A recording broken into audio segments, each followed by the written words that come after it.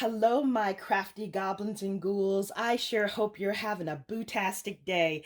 This is the good witch Robyn M with Sir Chauncey Rocco Creative Designs. If you're new to my channel or you're a returning viewer, welcome. Thank you so much for taking time out of your busy schedule to join me for my crafting adventure. Welcome to day 6 of the Spooktacular Halloween Series that I am co-hosting with my crafty friend Michelle Randolph from Shabby Chic Chick. Today I have lots of information to share with you, including a special giveaway, so please be sure to watch the video all the way through the end. I am having so much fun with this Halloween series. If you haven't seen all of the videos in the Spooktacular Halloween series, please be sure to check the description box, and I have a link to the entire playlist. Based on the views and the feedback from day 3 and 4, you really seem to like these projects. I want to send out a personal challenge to each and every one of you. Let's see if we can get each of the videos featured in this series to over 1,000 views.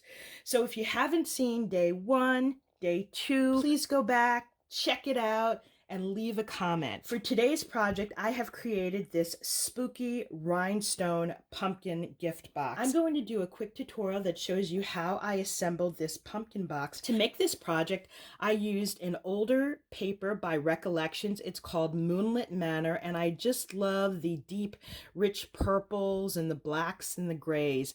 I've been hoarding this paper for quite some time, and I'm so glad I had an opportunity to use it today. This pumpkin really is a statement piece, and although it's a little spooky, it is definitely very elegant and certainly something that I would be proud to display on my mantle. I love the rich plums, and of course the rhinestones just add so much to this project. I've adorned this with skeletons. We have deep plum and black roses. On the top we have this blinged out stem, and then I've embellished it further with more bling. On the side, we have this glittered spider. Look at how beautiful this paper look. We've got coordinating paper here. We've got the solid purple and then these beautiful shades of gray and deep purple and burgundy. We have these silver beads here. And then hidden throughout, we have these tiny cabbage roses in purple. And then we have this beautiful black tulle with the white spots on it. Now that is from the Dollar Tree, and I think that that is by far one of my best investments this season. I've used it on so many projects, and I love how elegant it looks on this project. Now that I've given you a quick review of my pumpkin, I'm going to gather my materials so that we can make this together. I have gathered the materials to make our pumpkin box. I have imported the file into Cricut Design Space, and I cut everything out on my Cricut Maker. For this project, I'm going to be using 2 different decorative papers. I am using this dark floral print and this coordinating purple, and there are a total of 8 decorative panels. I've also cut out the base of the pumpkin, and there are 8 panels. We have the lid of the pumpkin, the decorative paper for the top of the pumpkin, the base of the pumpkin, and the stem. I'm going to clear off my desktop, and we are going to assemble the base first. To begin, we need to fold and burnish along the score line of all 8 pieces. So you have these tabs here. You want to make sure that you fold them down just like so. And you don't have to worry about folding these pieces. These little tick marks will help create a natural bend in the pumpkin. So go ahead and fold and burnish each of these tabs. Doing this step now will help you save a great deal of time as you're building your pumpkin. Now that we have all of the tabs folded on each of the 8 panels, we're going to grab 2 of the panels. It really doesn't matter which ones you grab because they're all the same. We're going to attach this piece to this piece where the tabs are. And see where you have each of these tick marks, that's where each of the tabs will go. So I'm going to grab my glue and I'll show you what I mean. I'm going to put glue on this first tab. I suggest starting from the bottom. You're going to grab your second piece, and you want to make sure that the edges of the pumpkin line up. and we're going to attach it just like so. It's very important that you allow this first tab to grab a strong hold, because that will be the base for the rest of these panels. Okay, so you want to make sure that you've glued it right up to the score line, and then we're going to continue up the pumpkin, gluing each of these tabs down. So you want to make sure that each of the tabs have fully dried before you go on to the next. And as you're gluing the tabs on, you want to gently bend the panels. And you want to take your right hand and just press down on the tabs. You can see the tabs here. I'm just taking my fingers and pressing them in as I go up the pumpkin. When you get to the top of the pumpkin, both of these pieces should be aligned. So at this point, you can go ahead and glue on the rest of the panels. When you get to the last panel, we'll come back and then I'll show you how to close up the pumpkin. Now that we have all of the 8 panels assembled, we need to close up the pumpkin. Now this part will be somewhat challenging because you don't have a lot of room to work. What I suggest you do is glue the first tab.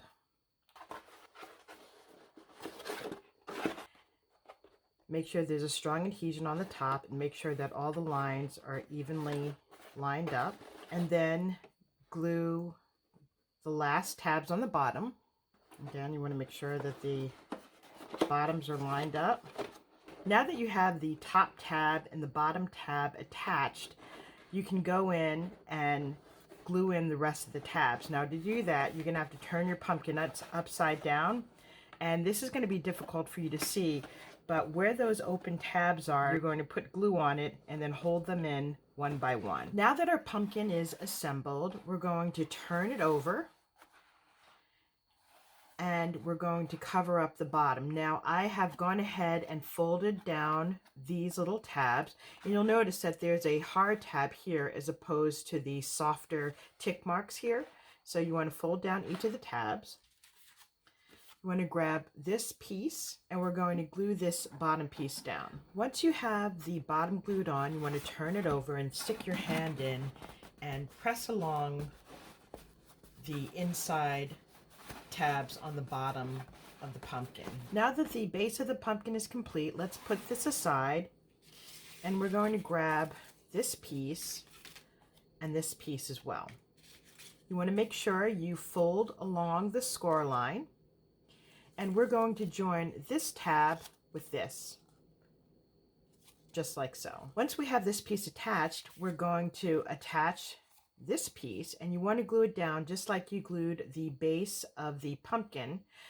This lid will have a slight downward curve to it, so go ahead and glue that down. Once you have this piece assembled, you want to glue this decorative panel, and this is going to fit right on top of this panel, just like so, and the sides will meet, and then you're going to glue on this panel right in the center. So go ahead and glue that down now. Now that the lid is assembled, let's put this aside, and we're going to grab these 2 pieces which make the stem. You want to make sure that you fold along all of the score line. These 2 pieces are going to be folded outward. This is going to be curved into a cylinder piece. What I suggest you do is take your bone folder and help curve it a little bit. And then we're going to glue this piece right up to the score line, just like so.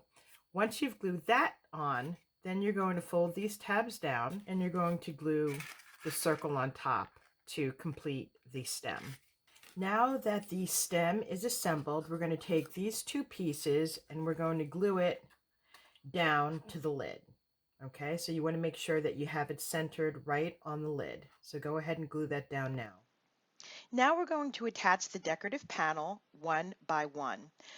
You want to attach the panel at the first score line from the top of the pumpkin. You're going to apply a thin layer of glue at the very top and then a thin layer of glue at the very bottom. You don't want to glue the entire panel down because that enables the piece to have a slight curve. Once you have your first decorative panel in place, you can go ahead and glue on the rest of the 7 panels. The pumpkin is now fully assembled and I have all of the panels attached. Now I can go ahead and add the rest of the embellishment. So I'm going to do that offline, and then I will be back with the final reveal. This is my completed pumpkin, and I love the way it turned out. This rhinestone really pops. I've added in these black and deep purple roses. We have little skeletons and black leaves. This tool is from the Dollar Tree, and again, that looks so beautiful. On the side, we have this fun glittered spider. This is a side view. This paper just looks so gorgeous. And this is the other side. We have another skeleton. Here you can see the stem that is bedazzled in rhinestones. And on top of the stem, I've added in this rhinestone circle and a rhinestone pearl. In the beginning of this video, I told you that I was going to do a special giveaway. The prize will be one of the fringe bags that I created last week. You get to pick which bag you want. And included in the bag will be fluffy socks, the hand and foot mitt, as well as a few other goodies that I'll keep a secret. In order to participate, you must answer this question. What is your favorite thing about Halloween? Once again, the question is, what is your favorite thing about Halloween? You want to make sure to leave your answer in the description box below. I will be doing a random draw and announcing the winner on Monday. In order to participate, you must be a visible subscriber to my channel as well as Michelle's channel, and you must be 18 years or older. This concludes my review of my spooky rhinestone pumpkin box. Hopefully I've inspired you with new and creative ideas. If you like this video, please be sure to give me a thumbs up, leave a comment, and don't forget to subscribe. Please be sure to join me tomorrow for my next spooky Halloween project. Thank you so much for joining me. I look forward to seeing you soon. Bye for now. Happy crafting and happy Halloween.